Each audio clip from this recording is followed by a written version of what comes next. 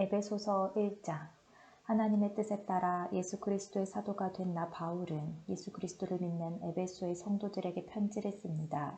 하나님 우리 아버지와 주 예수 그리스도의 은혜와 평안이 여러분과 함께하기를 빕니다.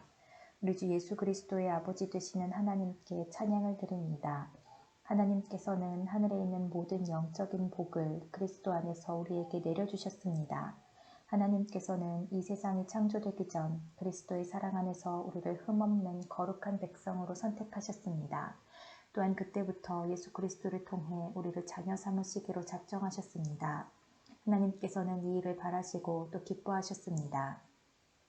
놀라운 은혜를 내려주신 하나님께 찬양을 드립니다. 하나님께서는 아무 대가를 바라지 않으시고 은혜를 베풀어 주셔서 사랑하는 아들 독생자 예수 그리스도를 우리에게 보내주셨던 것입니다.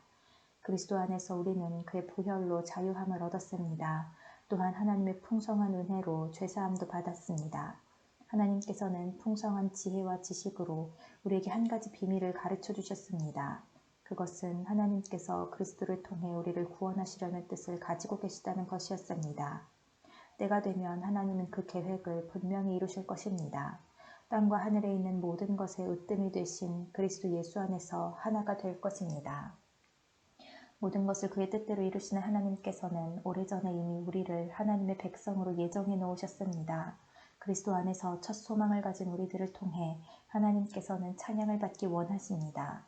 여러분이 구원의 기쁜 소식인 진리의 말씀을 듣고 믿었을 때 하나님께서는 그 표시로 우리에게 약속하신 성령을 보내주셨습니다. 성령이 우리와 함께 하실 때 우리는 하나님께서 약속하신 모든 것을 받을 것입니다. 성령은 하나님께 구속함을 받은 모든 자들에게 큰 자유를 주셔서 하나님께 찬양을 돌리게 하실 것입니다. 그러므로 내가 주 예수님을 믿는 믿음과 성도들을 향한 여러분의 사랑을 전해 듣고 항상 기도 가운데 여러분을 기억하고 하나님께 감사하고 있습니다. 우리 주 예수 그리스도의 하나님, 영광의 아버지께서 지혜와 계시의 영을 여러분에게 주셔서 하나님을 더 잘 알게 하시며 여러분의 마음을 밝혀 우리에게 주시려고 예비해 두신 것을 깨닫도록 기도합니다. 또한 하나님의 백성에게 약속하신 복이 얼마나 풍성하고 놀라운지 깨닫도록 기도하고 있습니다. 믿는 자 안에서 역사하시는 하나님께서는 그 큰 능력으로 그리스도를 죽은 자 가운데서 살리시고 하늘에 계신 하나님 우편에 앉게 하셨습니다. 하나님께서는 그리스도를 모든 지배자, 권세자, 왕들, 이 세상과 다음 세상에 있을 그 어느 누구보다도 뛰어나게 하셨습니다. 하나님께서는 만물을 그의 발 아래 두시고 그리스도를 교회의 머리로 삼으셨습니다. 교회는 그리스도의 몸이며 모든 것을 넘치도록 채우시는 분이 계신 곳입니다. 2장. 불순종과 죄로 인하여 여러분은 영적으로 죽은 사람들이었습니다. 세상 사람들과 똑같이 살며 땅의 권세 잡은 악한 세력에 순종하였습니다. 이 악한 영은 지금도 하나님을 대항하는 자들의 마음속에서 활동하고 있습니다. 우리 모두 저들과 똑같이 죄된 본성을 쫓아 행하고 육체와 마음이 원하는 대로 온갖 일을 저질렀습니다. 우리가 하나님의 분노를 사는 것은 당연한 결과입니다. 왜냐하면 그렇게 살아왔기 때문입니다. 그러나 하나님은 자비로우시고 우리를 너무나 사랑하셔서 그냥 내버려 두지 않으셨습니다. 하나님의 뜻을 따르지 않아 영적으로 죽은 우리들에게 그리스도를 통하여 새 생명을 주신 것입니다. 여러분은 하나님의 은혜로 구원을 받았습니다. 하나님은 우리를 그리스도와 함께 살리시고 하늘 위에 있는 그분의 보좌 곁에 우리를 그리스도와 함께 앉혀주셨습니다.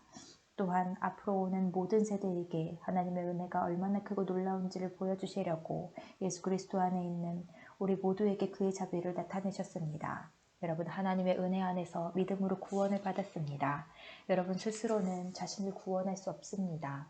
구원은 하나님의 선물입니다. 또한 착한 행동으로 구원받는 것이 아니므로 아무도 자랑할 수 없습니다. 우리를 창조하신 분은 하나님이십니다. 그리스도 예수 안에서 우리를 새 사람으로 변화시켜 착한 일을 하게 하신 분도 하나님이십니다. 하나님께서는 우리 안에 이미 오래전부터 선한 일을 계획해 놓으셨습니다. 우리의 삶이 선하게 되도록 그렇게 계획해 놓으셨습니다. 여러분은 이방인으로 태어났습니다. 유대인들로부터 할례받지 못한 자라고 손가락질 당했습니다. 그들은 자신들을 할례받은 자라고 자랑합니다. 그들이 말하는 할례는 단지 몸의 한 부분에 행하는 의식에 지나지 않는 것인데도 말입니다.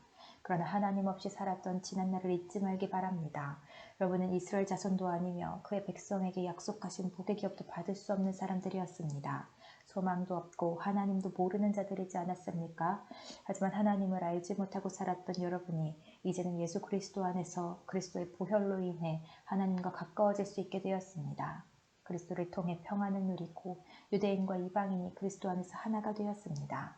이전에는 마치 돌 사이에 벽에 가로놓여 있는 것 같았으나 예수 그리스도는 자신의 몸을 내어주심으로써 그 미움의 벽을 허물어뜨리셨습니다.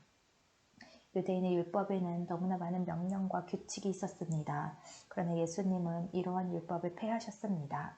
유대인과 이방인을 갈라놓던 율법을 없애심으로 이 둘이 그리스도 안에서 하나가 되어 새 사람이 되게 하셨던 것입니다. 이로써 예수님은 우리의 평화가 되셨습니다. 예수 그리스도는 십자가에 달려 죽으심으로 유대인과 이방인 사이에 가로막힌 미움의 벽을 허물어뜨리셨습니다. 이 둘을 하나가 되게 함으로써 이 둘 모두 하나님과 화목하게 되기를 바라셨습니다.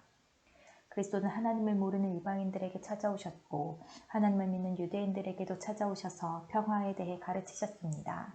그러므로 우리 모두는 그리스도를 통해 한 성령 안에서 아버지께로 나아갈 수 있게 되었습니다. 이제 여러분은 더 이상 낯선 나그네나 손님이 아닙니다.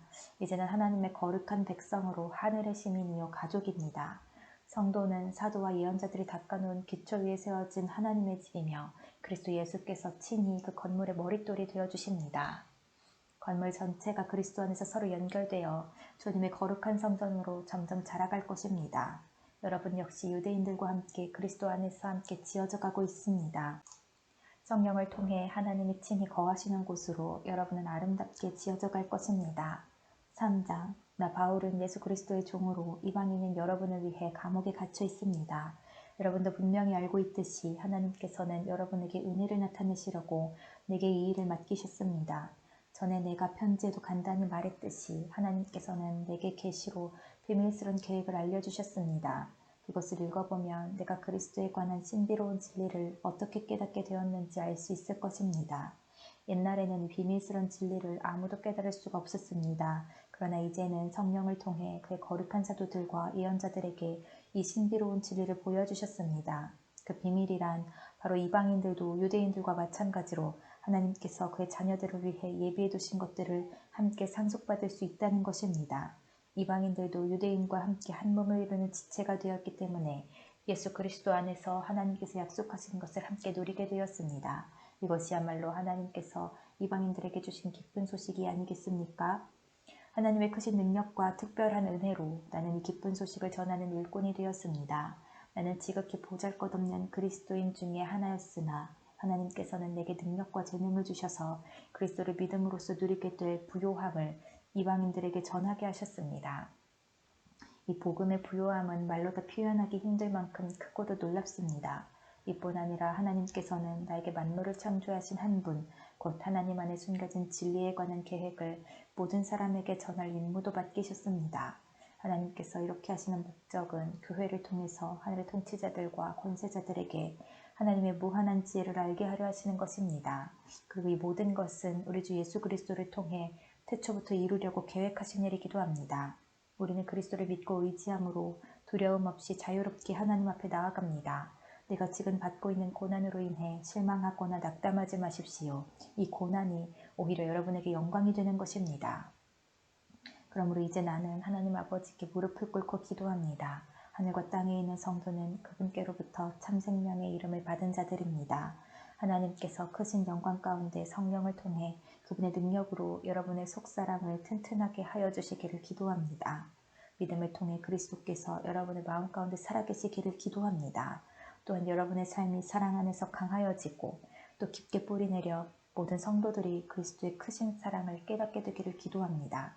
그분의 사랑이 얼마나 한없고 넓으며 얼마나 깊고도 높은지를 진정으로 깨닫게 되기를 기도합니다. 그리스도의 사랑을 어느 누가 잴 수 있겠습니까? 그러나 그 사랑을 체험하여 하나님의 충만함이 여러분의 마음속에 채워지기를 기도합니다. 우리 가운데 일하시는 하나님께서는 우리가 구하고 생각하는 것보다 훨씬 더 많은 것을 채워주실 것입니다. 교회와 그리스도를 통해 구원을 이루어 가시는 하나님께 영원히 영광을 올려드립니다. 아멘. 4장 주님을 섬기다가 감옥에 갇힌 나 바울이 여러분께 권합니다. 하나님께서는 여러분을 그의 백성으로 부르셨으니 하나님의 백성답게 살아가시기 바랍니다. 항상 겸손하고 온유하며 마음을 너그러이 하여 참아주고 서로를 사랑으로 받아주십시오. 여러분은 성령 안에서 평안을 매는 끈으로 한 몸이 되었습니다. 하나가 되도록 힘쓰고 여러분 가운데 늘 평화가 깃들도록 노력하십시오. 여러분은 한 몸입니다. 여러분은 같은 성령을 받았고 한 소망을 가지고 있습니다. 우리 주님도 한 분이시며 믿음도 하나고 세례도 하나입니다. 만물의 주인이신 하나님도 한 분이시니 그분은 모든 것을 다스리시고 모든 것 위에 계신 분입니다. 그리스도께서는 우리 각자에게 특별한 재능을 주셨습니다. 그리스도께서 나눠주신 은혜대로 우리 모두는 선물을 받은 것입니다. 성경은 말씀하고 있습니다. 그가 높은 곳으로 오르실 때 사로잡힌 자들을 이끄시고 그 사람들에게 선물을 나누어 주셨다. 높은 곳으로 오르셨다라는 말은 무슨 뜻입니까? 그것은 그리스도가 먼저 이 땅에 내려오셨음을 뜻하는 말이 아닙니까? 이렇게 내려오신 그분은 다시 하늘로 올라가셨습니다. 그리스도는 모든 것을 완성하시기 위해 다시 하늘 위로 올라가신 것입니다. 바로 그분 예수 그리스도께서 각 사람들에게 서로 다른 선물을 나눠주셨습니다. 어떤 사람은 사도로, 어떤 사람은 예언자로, 어떤 사람은 나가서 복음을 전하는 자로, 또 어떤 사람은 말씀을 가르치고 성도를 돌보는 자로 삼으셨습니다. 우리에게 이 모든 선물을 주신 것은 하나님의 백성들을 섬기도록 준비시키기 위한 것입니다. 서로 섬김으로 그리스도의 몸인 교회를 더욱 강하게 세우기 위한 것입니다. 이렇게 할 때 우리 모두는 하나님의 아들을 믿고 아는 일에 하나가 되어 그리스도를 닮은 온전한 사람으로서 성숙한 그리스도인이 될 것입니다. 이제는 더 이상 어린아이가 되어서는 안 됩니다. 파도에 밀려 떠다니는 배처럼 왔다 갔다 하거나 우리를 속이고 유혹하는 온갖 새로운 가르침에 넘어가서도 안 될 것입니다. 그들은 우리를 잘못된 길로 데려갈 뿐입니다. 사랑으로 진리만을 말하고 머리 대신 예수 그리스도를 본받아 모든 면에서 성장하도록 하십시오.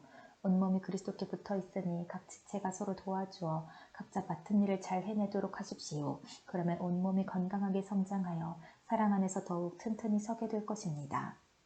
이제 나는 주님의 이름으로 여러분에게 강하게 권고합니다. 믿지 않는 사람들이 생각하고 행동하는 것처럼 살지 마십시오. 그들은 깨닫지 못하고 듣기도 거부하니 알 수도 없습니다. 그들에게는 하나님의 생명이 없습니다. 그들은 부끄러워할 줄도 몰라서 악한 일을 일삼고 점점 더 방탕한 생활 속으로 빠져들고 있습니다. 그러나 여러분은 그리스도에 관해 그렇게 배우지 않았습니다. 나는 여러분이 진정 그분의 말씀을 들었고 또 배웠으므로 진리 되신 그분 안에 살고 있다고 확신합니다. 옛 모습을 벗어버리십시오. 옛사람은 한없는 욕망으로 점점 더 눈이 어두워져 더 악하고 더러운 모습이 될 뿐입니다. 여러분은 마음을 새롭게 하라는 가르침을 들었습니다. 이제는 새 사람이 되어 하나님의 모습처럼 선하고 거룩하게 살아가십시오. 거짓말을 하지 말기 바랍니다. 우리는 한 몸에 속한 자들이니 서로를 진실하게 대하십시오.